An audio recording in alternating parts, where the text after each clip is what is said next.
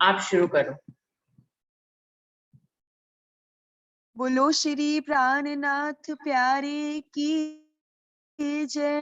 बोलो श्री सतगुरु महाराज की जय। सभी सुंदर साथ जी को प्रेम भरा प्रणाम जी। श्री रास ग्रंथ प्रकरण 6 श्री ठाकुरानी जी को सिंगार। अखंड स्वरूप नि अस्थिर आकार, अखंड स्वरूप नि अस्थिर आकार, शोभा कहूँ घन विकरीने स्नेह, शोभा कहूँ घन विकरीने स्नेह, जोई जोई वचन अणु कई ऊंचा पढ़ना, आवे वाणी माहे तेह पढ़ना, आवे वाणी माहे तेह शोभा सिनगा श्यामा जीनो निरखूंजी, शोभा सिनगार श्यामा जीनो निरखूंजी।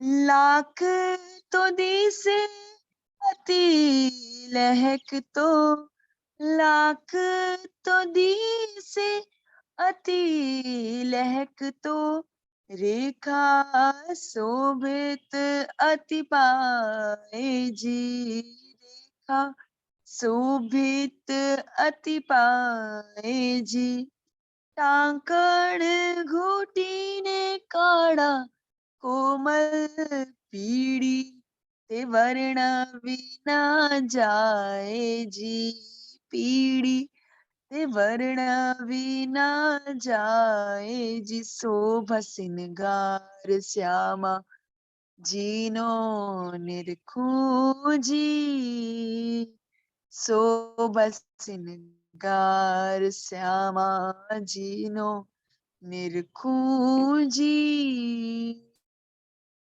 भूखन चरण शोभन्ता, भूखन चरण शोभन्ता, अने बोलन्ता रसाल, अने बोलन्ता रसाल, जुजवी जुगतना जवेर जदी से, जुजवी जुगतना जवेर जदी से, करते अति झलकार, करे ते अति झलकार, शोभा सिनगार श्यामा जीनो निरखूं जी, शोभा सिनगार श्यामा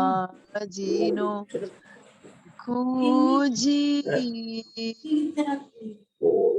नीली तिलाही नो चरनिया, नीली तिलाही नो चरनिया, अने माहे कसवनी भात, अने माहे कसवनी भात, कोरे कोरे कांगरी श्री इंद्रावती, जुए करी खात इंद्रावती, जुए करी खात, शोभा सिनगार श्यामा जीनो निरखूं जी, शोभा सिनगार श्यामा जीनो निरखूं जी।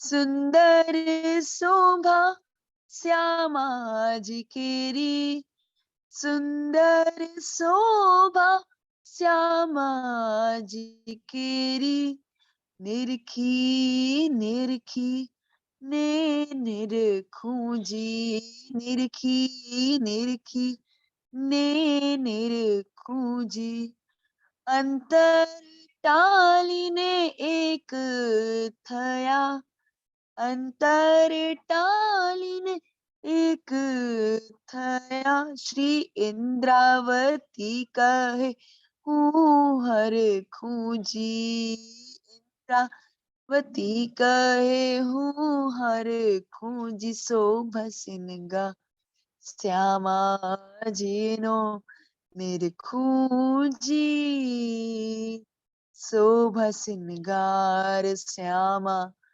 જીનો નિરખુજી,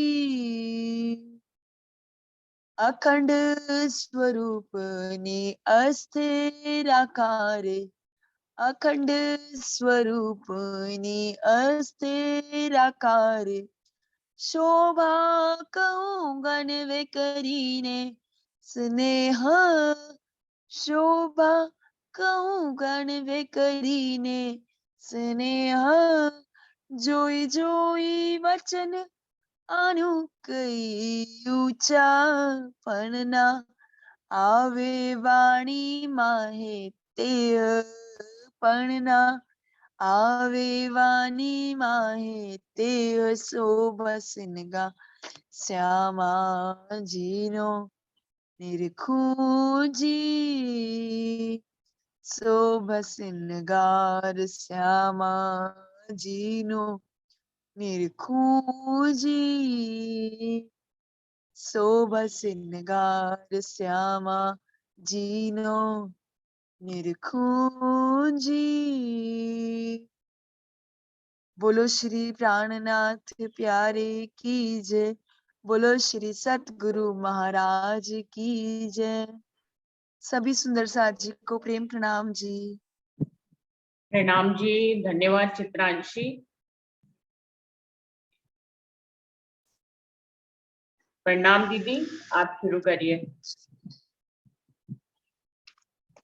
जी कोई सुंदर साथ बताएगा? कल उस दिन हमने लास्ट कहाँ तक छोड़ा था, किस चौपाई तक? किसी सुंदर साथ को याद है कि हम भी सारा वाइंड अप करें?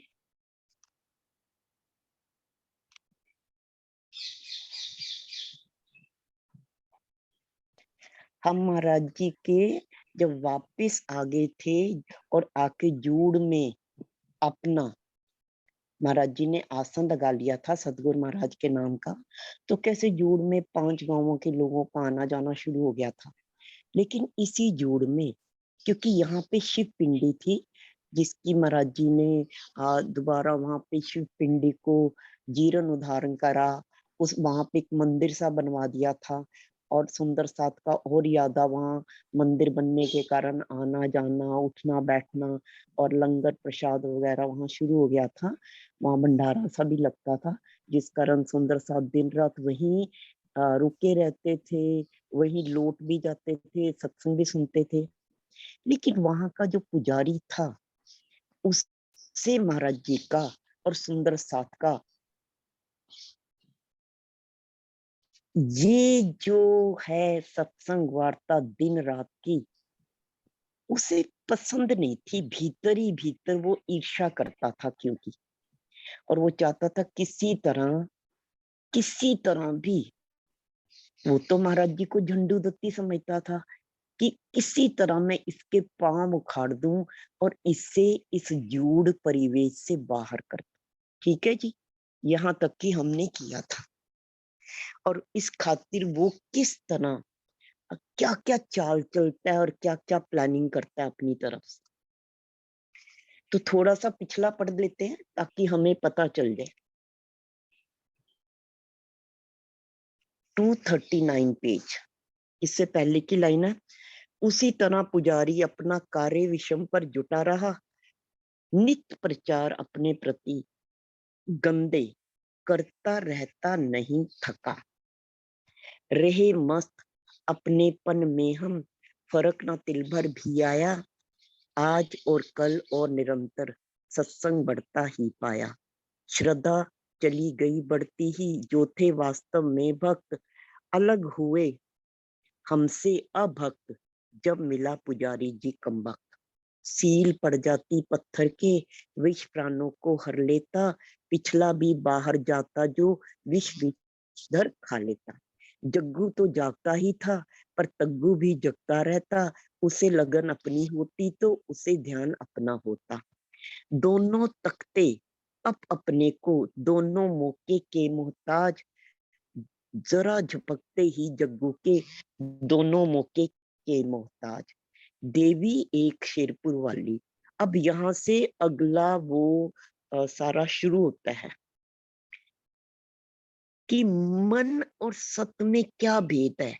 यहाँ से एक जो नया प्रसंग शुरू होएगा, जिसमें कि महाराज जी बाहर से तो बीतक उनकी चल रही है, लेकिन हमें पहचान की खातिर ये पता चलता है मन का रूप कैसा हो और सत का रूप कैसा हो।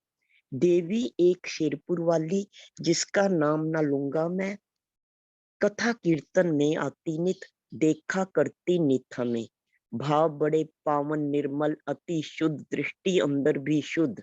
हमें इष्ट की भांति समझकर रहती प्रेमा मद बेसुध।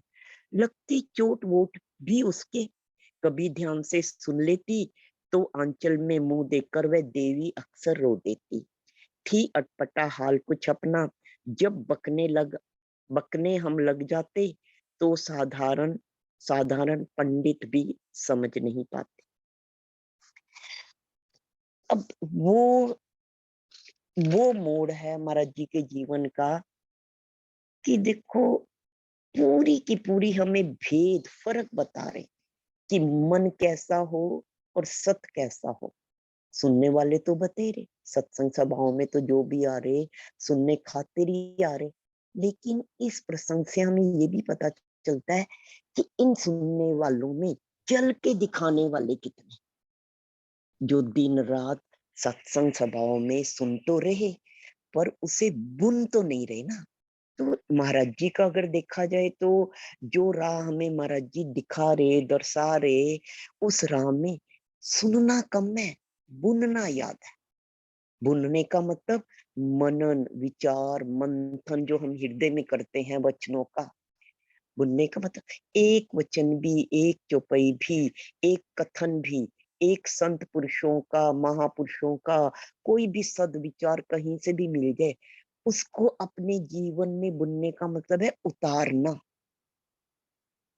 बजाय कि पढ़ने पे जोर देना। तो यहाँ पे जो ये प्रसंग है, ये हमें दिन रात बैठे हैं, दिन रात सत्संग सुन रहे हैं महाराज जी के, वहीं सो रहे हैं, वहीं उठ रहे हैं, वहीं बैठ रहे हैं, वहीं खा पी रहे हैं, खाना भी क्या कहते हैं, घर जाना भी भूल गए, अपने काम धंधे भी भूल गए, लेकिन जीवन में बुना कितना, ये प्रसंग हमें अच्छी तरह, आने वाला जो प्रसंग में हम पढ़ने वाले हैं अच्छी तरह हमें यही समझाएगा। तो ये सिर्फ पढ़ने खातिर नहीं है, ये अपने पे भी उतारने खातिर है। हम जीवन में क्या कर रहे हैं, हम भी तो वही कर रहे हैं, हम भी तो सुन रहे। अगर देखा जाए, अगर हम सुन के ना बुने तो सुनना क्या है, कान का विलास ही तो है, कर्ण विलास ही तो है।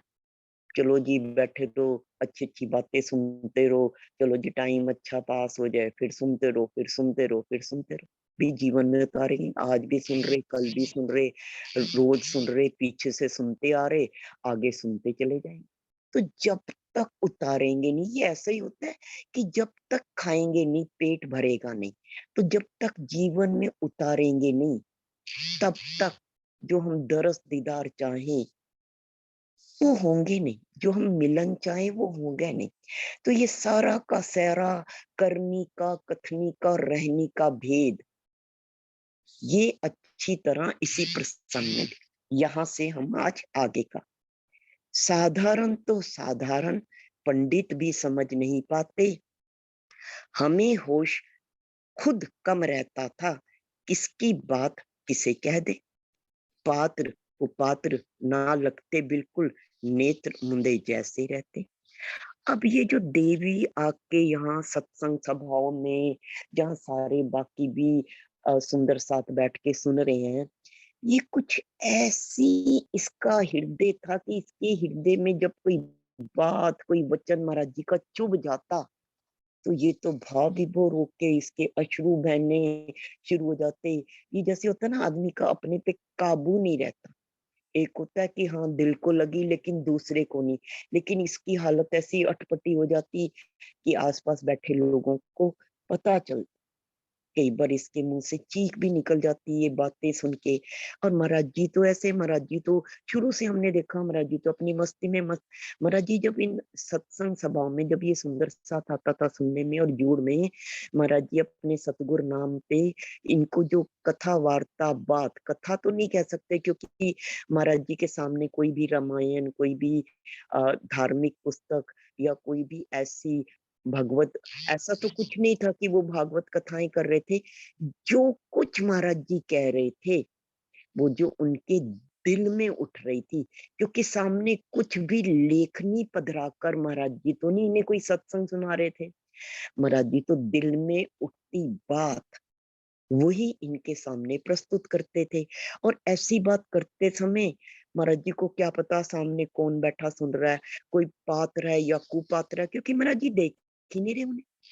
महाराज जी तो अब जब अपने सतगुरु महाराज के गुणगान कर रहे, जब श्री राज जी का गुणगान कर रहे, तो उनकी तो गुणगान करते समय आंखें कुदरती मूंद जाती थी।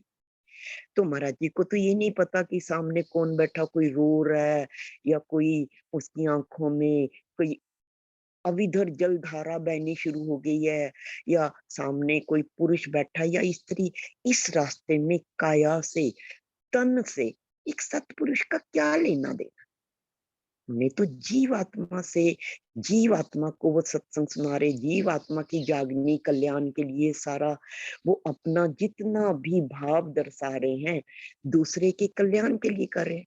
अब दूसरे में वो किस रूप में है, इस बात का तो महाराज जी को इतना याद है, इस बात से कुछ लेना देना नहीं था। लेकिन ये दुनिया है, समाज बरादरी है जो बैठे हैं, इसमें हमने बताया ना, जग्गू तो जग्गू ही है। महाराज जी तो अगर जग्गू के रूप में जाग रहे थे तो वहां तो तग्गू भी तो थे। तो जग्गू और तग्गू का सारा भेद हमें इसमें पता। लेकिन वो जो देवी थी, देवी बड़ी मर्म भेदी थी, शब्द मार्मिक जब सुनती तो उसकी एक साथ अवस्था एक विभोर जैसी होती, तड़फ उठा करती शब्दों पर सहन शक्ति खोसी जाती, हालत एक अजीब सी हो आपे से बाहर हो जाती। अपने श्री पुजारी जी हर समय कुटी पर रहते थे, कैसे ढूंढे ये मंदिर से, कैसे ढूंढे नहीं यहाँ होना चाहिए, कैसे टूटे ये मंदिर से, बात ढूंढते रहते थे। अब पुजारी जी तो तग्गू, तग्गू तो इसी ताक में, तग्गू का तो दिन रात अंदर की जो मन के विकार हैं, मैल है, वो अंदरूनी नजर को भी ऐसा उन्होंने विकार युक्त बना दिया था कि वो तो सिर्फ यही देख रहे थे किस पल, किस घड़ी, किस समय हमें कोई ऐसा, इस तग्गू को कोई ऐसा मौका, कोई ऐसी चीज पकड़ में आ जाए जिसके कारण वो किसी ना किसी तरह, उनकी तो लगन यही थी कि महाराज जी को कैसे मंदिर से बाहर कर दे। अब ये जो देवी सत्संग सुनने आती थी शेरपुर की, जो महाराज जी की हृदय विदारक वचन वे, तुम तो देखो दिल को पार के रखते, आर पार कर दे। कड़वे वचन भी इसलिए बोले जाए, कड़वे वचन भी देखो कई बार हम देखें, जैसे प्राणनाथ जी ने भी कई कड़वे वचनों का इस्तेमाल किया वाणी में, क्यों किया, भूंडे, अभागी, वो कितने तरह के ये वचन, दुष्ट, ऐसे वचनों का इस्तेमाल किया ताकि वो लगे, जब कई बार दिल को बात नहीं समझ आती तो कटाक्ष रूप में समझ आ जाती है। लेकिन ये देवी तो इतने मर्म भेद वचनों से इतना ज्यादा आर पार हो जाती थी, इतनी भाव विभोर हो जाती थी, तड़फने लग जाती थी उससे। सत वचन उसके सुनने में क्या, दिल तक, हृदय तक पहुंचने की देर, वो अपनी सहन शक्ति भी खो देती थी, वो आपे से बाहर हो जाती थी, उसकी हालत अजीब सी हो जाती थी। अब सत्संग सभाओं में सुन तो सभी रहे थे, दिल को भी कई बीच में और भी ऐसे कि होंगे उनको लगे, पर इस देवी की अवस्था कुछ अलग ही हो जाती। कुछ अगर हम दुनियावी तौर पे जब यही जिक्र हो रहा है देवी का बार बार, तो कुछ जो मर्द लोग हैं जो सुनने आते हैं, अब बाहरी शरीर की बात कर रहे हैं, उनको भी वचन लगते होंगे, लेकिन क्योंकि ये औरत थी, देवी थी, स्त्री थी, अब इसका सभा में ऐसी हालत हो जाना, तो ये तो पुजारी, क्योंकि अगर महाराज जी वहां जूड़ में रहते थे तो भाई पुजारी भी तो वहीं रह रहा था, रुक रहा था, पुजारी भी तो जूड़ का ही पुजारी था। अगला पेज 240।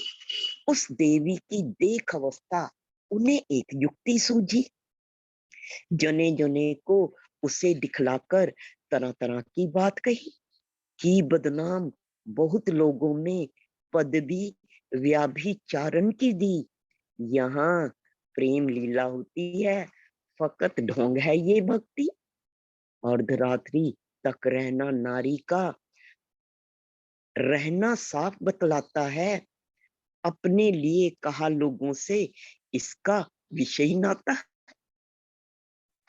अब उस तग्गू को, उस पुजारी को, जो महाराज जी से इतनी ईर्ष्या करता था, जो महाराज जी की दिन प्रतिदिन लोगों का महाराज जी के प्रति बढ़ता भाव, आदर, मान, सम्मान देख के उसे इतना ज्यादा भीतर ही भीतर अगिन सी लग गई थी कि क्योंकि उसका अपना मान, सम्मान, मर्तबा कम हो रहा था। और दूसरी बात जो यहाँ पे लोगों का आने जाने के कारण जूड़ में चढ़ावा बढ़ गया था, उसकी नजर उस चढ़ावे पर भी थी। अगर महाराज जी यहाँ पर ना हो तो भाई अब लोगों का तो आना जाना बढ़ ही गया, तो चढ़ावे पे सारा उसका वर्चस्व होगा, क्योंकि महाराज जी वहां पर हैं। तो महाराज जी के कारण जितना भी वो चढ़ावा होता था उसी में लंगर, पानी और दूसरी व्यवस्था हो जाती थी, तो उसके हाथ में तो इतना ज्यादा लग नहीं पाता था पूरा का पूरा। तो उसको सबसे बड़ा देखा जाए तो वो स्वार्थवर्षी, ईर्ष्या, अज्ञान, जितने भी ये रोग है ना कहीं ये मैं मेरी और स्वार्थवशी होती। जहाँ सत हो, शुद्ध, निर्मल अंतस्करण हो, पवित्र आचरण हो, वहां किसी से क्या ईर्ष्या और क्या द्वेष, किसी से क्या राग। लेकिन उसकी तो अब इसके तो बाहर से तो पुजारी है, बाहर की तो उसका जितना भी टिक्का टुनमुन है वो तो देखने वाले को पुजारी का लग रहा है, लेकिन भीतर ऐसे यही हमें दर्शा रहा कि हम चेहरे मोहरे से किसी का आंकलन नहीं कर सकते, किसी के रुतबे से उसका आंकलन नहीं करना। पहचान हमेशा रहनी से हो, पहचान इस पदवी से ना हो। तो उस पुजारी की जो आंतरिक दशा थी, उस आंतरिक दशा से वो इतना वशीभूत हो चुका था कि वो दिन रात खोट देखने में लग रहा था, जागता वो भी था। उसे सत्संग सभाओं में क्या कहा जा रहा, महाराज जी क्या समझा रहे, उससे लेना देना नहीं। उसकी निगाह एक ही बात पे थी कि कहीं ना कहीं हमें कोई ना कोई ऐसी बात पकड़ में आ जाए जिसे हम उछाल सकें। तो ये क्योंकि उसके भाव ऐसे थे, तो उसे उस देवी को देखकर, जो कि सत्संग सुनते सुनते भाव विभोर होके इस हालत में पहुंच जाती थी कि उसे अपने तन की भी होश नहीं रहती थी, तो उससे अब उसका सारा ध्यान इसी बात पे केंद्रित हो गया और उसने इसी बात को मुद्दा बना लिया। अलग अलग जितने भी लोग आए या गांव के जितने भी लोग थे, जने तने को उस देवी का नाम लेके, जो कि शेरपुर से आती थी सुनने जूड़ तक रोज, है उन्हें दिखाकर तरह तरह की बातें करता था, इतने बुरे बुरे शब्द भी इस्तेमाल करता था। देखो किसी को भी अगर हमने समाज, बिरादरी, दुनिया में गिराना हो तो सबसे आसान सरल तरीका है उसका चरित्र हनन कर, ऐसे लांछन, ऐसे दोष आरोपित करो, ऐसे लगाओ कि दुनिया वाले की नजर में उसे गिराने की खातिर कि दुनिया उसे सच मान ले और उससे मुंह मोड़ ले। और वो ऐसे लांछन के कारण जब सब उससे मुंह मोड़ लेंगे तो स्वतः ही वो समाज बिरादरी में किसी को मुंह दिखाने लायक नहीं रहेगी। यही बात, वो इतना चालाक, इतना शातिर, इतना अंदर से दुष्ट प्रवृत्ति का था कि उसे इस बात का एहसास था कि अगर मैं इसका चरित्र हनन कर दूं, इस खातिर उसने उस देवी को सत्संग सुनने वाले उस सुंदर साथ के ऊपर यहाँ तक का इल्जाम लगा दिया, उसे व्यभिचारिणी की पदवी तक दे दी, लोगों में बदनाम करना शुरू कर दिया। और बदनामी का रंग ढंग क्या था भाई, ये तो जूड़ को भी इन्होंने अपवित्र कर दिया, कहने को तो ये मंदिर, ये तो एक मठ है, एक पूजा स्थली है, लेकिन यहाँ तो भक्ति का ढोंग है। असल में तो भाई दिन रात तो हम भी रुके, आप लोग तो आओ और चले जाओ, बीच बीच में रहे तो 24 के 24 घंटे हम, यहाँ तो प्रेम लीला होती है। आप खुद ही बताओ, अगर यहाँ पे ऐसे कुकर्म ना हो तो औरतों का यहाँ रात को रुकने का क्या मतलब। लोगों के मन में कहते हैं ना जहर घोलना, धीरे धीरे रोज एक ही मुद्दे को बार बार कहना, कहते रहना, धीरे धीरे ये हमें क्या बतलाए। देखो जी, इसका अब झंडू दत्त की तरफ इशारा करके, महाराज जी को तो मतलब ही नहीं है ना उसे, अगर वो उन्हें महाराज जी मानता, सत मानता, तो उसका आचरण और तरह का होता। लेकिन वो तो महाराज जी को सिर्फ एक उसी गांव का झंडू दत्त एक ऐसा व्यक्ति मान रहा जिसने अब लोग वोट धारण कर लिया। भाई देखो, हम तो झूठ नहीं कह रहे, इसका झंडू दत्त का इसके साथ विषयी नाता है, विषयी नाता है। अब विषयी नाते की तो अब गहराई में क्या शब्दों को और ज्यादा विस्तार से बताना, कि ऐसे ऐसे शब्द उसने महाराज जी के लिए भी इस्तेमाल किए, अपने लिए कहा लोगों से, इसका विषय नाता है, बात नहीं रत्ती भर झूठी, अड्डा है व्यभिचारों का, जितने यहाँ पड़े रहते हैं कोई न सत्य विचारों का। अब जब बार बार एक ही बात, जी जूड़ तो अब एक धर्म का वो नहीं है, यहाँ तो कुकर्म ही हो, यहाँ तो असत्य के आड़ में, धर्म की आड़ में अधर्म हो, ये तो व्यभिचारों का अड्डा बन गया। जरा भी रत्ती भर भी ये बात झूठी नहीं। अब क्योंकि उन पुजारी जी की पदवी पुजारी जी की थी, पुजारी जी का मतलब वो एक अगुवे थे, अग्रणीय व्यक्ति थे समाज बरादरी के।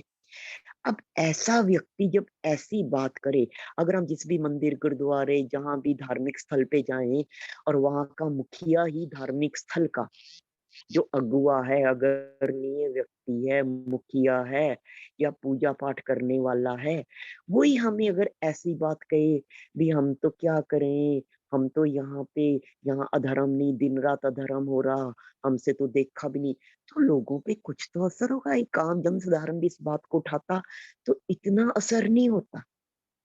तो भी तो ऐसे लोगों से बचने के लिए बार बार कहा गया, वाणी में तो यहाँ तक कहा गया मैं डरूं उन अगुओं से, तो कितना ज्यादा इनसे बचने को कहा गया। उसका मुख्य कारण ही है कि अब जो जहर घोल रहा था सुंदर साथ में, उनके अंदर जो गलत विचार के बीज आरोपण कर रहा था उनके हृदय में, वो व्यक्ति कोई और नहीं, कोई गांव का जनसाधारण व्यक्ति नहीं, एक धार्मिक स्थल का पुजारी ही था।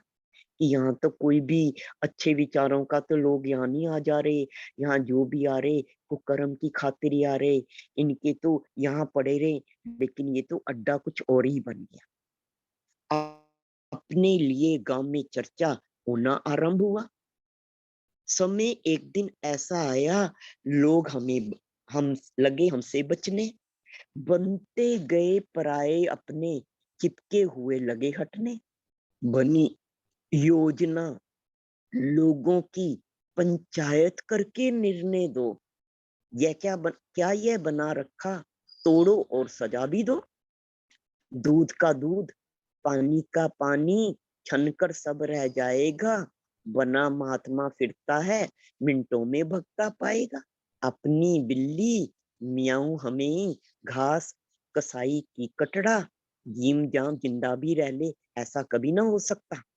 वेश महात्मा है पाप आत्मा, देवालय भी किया खराब, छज्जू का भी नाम डुबोया, खानदान की खादिया, गर्ज सभी नर नारी में, बदनाम हुए अच्छे खासे, नीच पुजारी ने कुछ ऐसे डाल दिए उल्टे फंदे। अब दिन रात की जो निंदा चुगली होती है, अगर देखा जाए तो यहाँ ये प्रसंग हमें ये भी बताता है, भाई निंदा चुगली से बचो। निंदा चुगली कहाँ, तुम्हारी उड़ान अगर ऊंची भी जा रही है, क्योंकि यहाँ भी जो साथी सुंदर साथ आ रहे थे, एक जगह एक लाइन में यहाँ तक महाराज जी ने कहा कि जो काले काले भंवरे हैं वो भी सफेद होने शुरू हो जाएं, सत्संग का ऐसा प्रताप हो। लेकिन अब दिन रात की जो निंदा चुगली कान में पड़ रही, उस निंदा चुगली का क्या असर हो रहा?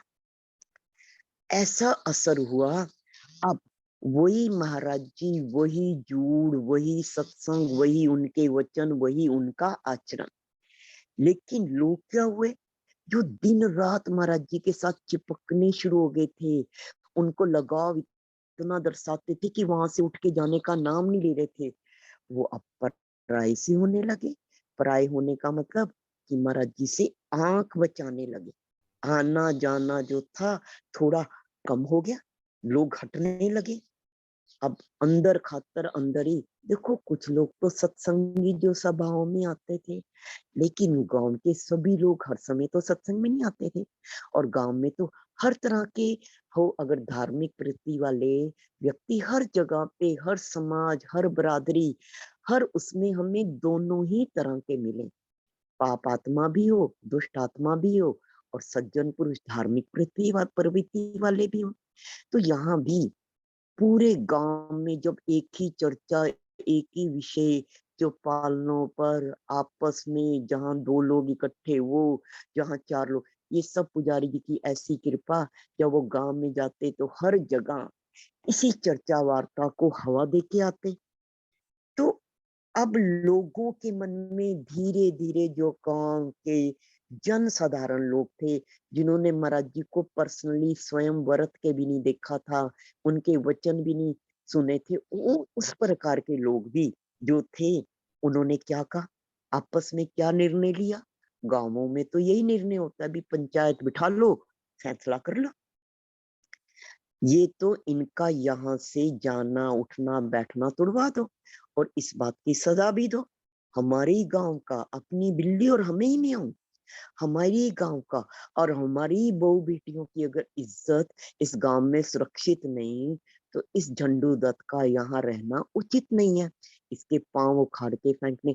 तो लोगों में धीरे धीरे ये हवा जैसे ही दिन प्रतिदिन फैलती गई, तो लोगों के भाव ये पुजारी की रोजमर्रा की निंदा चुगली से ये दृढ़ होने लगे।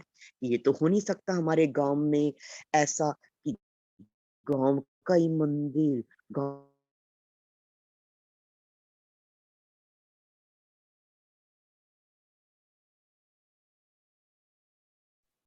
दीदी आपकी आवाज चली गई है।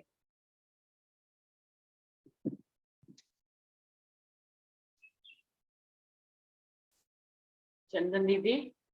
था। उनके आचरण के कारण इन्होंने तो, इस लड़के ने तो उसका भी नाम बदनाम कर दिया, खानदान को भी डुबो दिया। इस पुजारी ने कुछ ऐसे कर्म कर डाले कि पूरी सत्संग सभा का, कहते हैं ना जैसे एक मछली पूरे अखान है कि पूरे तालाब को गंदा कर दे, ये अब हमारे सामने देखने में आ रहा है कि कैसे एक पुजारी के आचरण ने, उसकी बोलबानी ने पूरे के पूरे जूड़ में दिन रात के सत्संग के माहौल को कैसे खराब कर दिया। अब करा भी उसने किस ढंग से, आगे बता रहे हैं, जो कहा किसी से पोशीदा, जो किया किसी ने पोशीदा, हम तक यह पहुंची नहीं बात, थी हर दिल में ये पोशीदा। अब ये बात बहुत समझने लायक है। इस पुजारी ने कितना शातिर होगा, कितना खरांट होगा इसने देखो, अगर तो कोई सत साथी हो, अब सत साथी की चाल कैसी हो, अगर तो कोई सत साथी हो और ऐसा कोई भाव, ऐसा कुछ दरस भी रहा हो, तो उसका क्या रंग ढंग हो।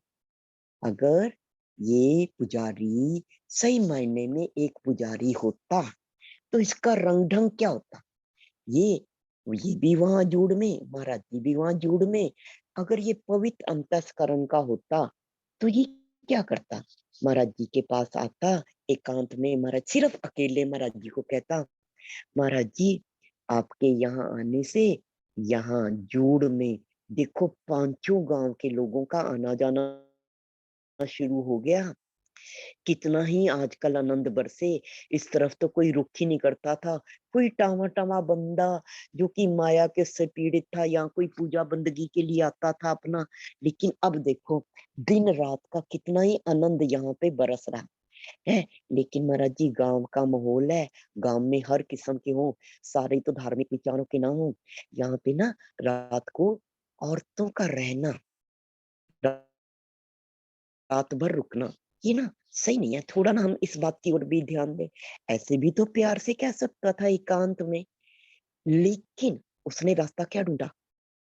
अगर देखा जाए सत का मार्ग तो ऐसा हो, अगर कहीं कोई कमी पेशी अपने साथी में दिखे, तो उसे एकांत में प्यार से भाव से संवाद के तौर में आपस में समझाया जा सके।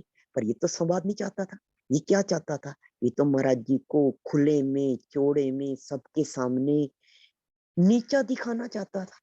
और इसका भी एक कारण हो, क्योंकि देखो कई पर ऐसा हो, मन है, मन की अनेकों अनेक रूपों, और मन का ये भी रूप एक प्रबल हो। क्या रूप हो मन का, मन खुद तो कई बार जब ऊंची उड़ान ना उड़ पाए, तो मन क्या करे, मन दूसरे को, जिसके बारे में उसे लगे कि मैं इतना ऊंचा आंतरिक अवस्था में कभी भी नहीं पहुंच पाऊंगा।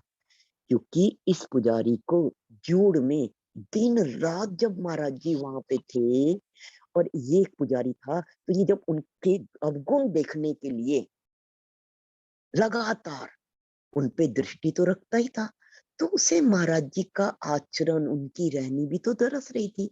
तो अंदर खाते हृदय में तो पता था कि भाई ए पुजारी, तो इनके जितना ऊपर तो कभी भी नहीं उठ सकता। तो दूसरा आसान तरीका क्या है, इन्हें ही नीचा गिरा दो। अगर ये नीचे गिर जाएंगे, तो भाई तेरा मान सम्मान रुतबा बढ़ जाएगा। तो ये भी उसके शातिर दिमाग में यही सोच थी, जिसके कारण उसने स्वयं महाराज जी के समक्ष आकर महाराज जी के साथ तो एक शब्द भी नहीं कहा, कुछ भी नहीं कहा इस विषय के बारे में। पर जड़ौदा के, शेरपुर के, ये पांचों गांवों के जितने भी साथी सुंदर साथ, जहां कहीं जहां भी ये जाता मिलता, जिस भी लोगों को, दो चार जिन भी लोगों को जहां भी मिलता, यही चर्चा